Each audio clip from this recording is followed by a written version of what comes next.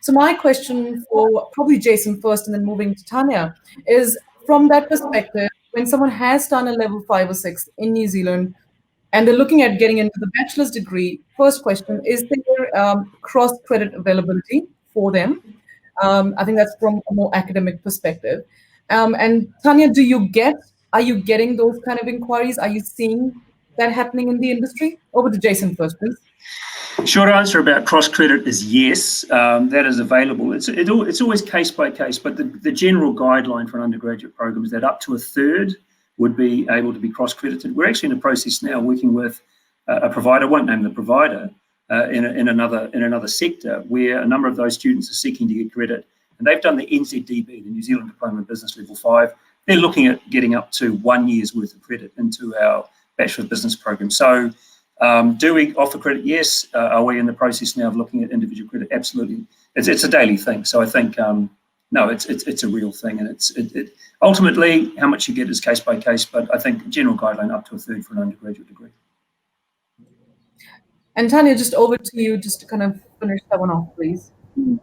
Yeah, I do get a reasonable number of inquiries, and there are increasing number of inquiries at the moment. And quite often it's because students, they've come to New Zealand and they're doing the diploma level qualifications, and they want to upgrade to a university level of qualification because they know that at the end of the day, when they go to their employers, the employers actually do know the difference between a university level qualification and a non-university qualification, and the university qualification wins when it comes to getting a job and actually getting out into the world of work, which is what most students want to do.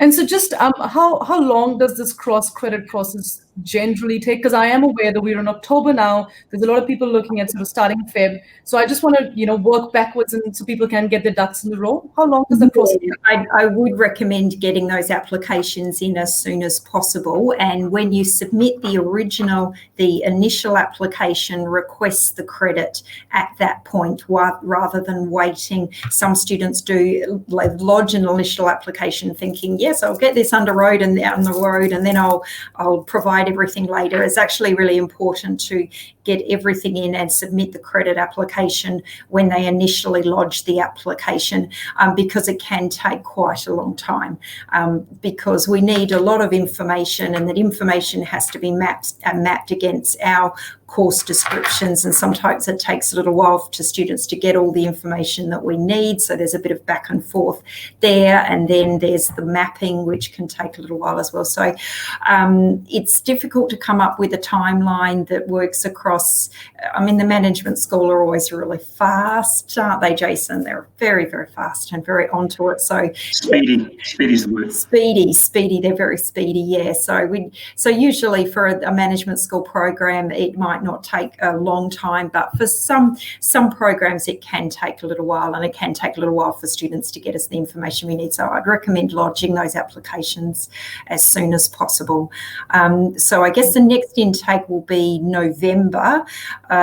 Could be a little bit tricky for November to do a credit application, but it might be possible. But February, definitely, I would not hesitate to get those applications in as soon as possible. Thank you, Tanya.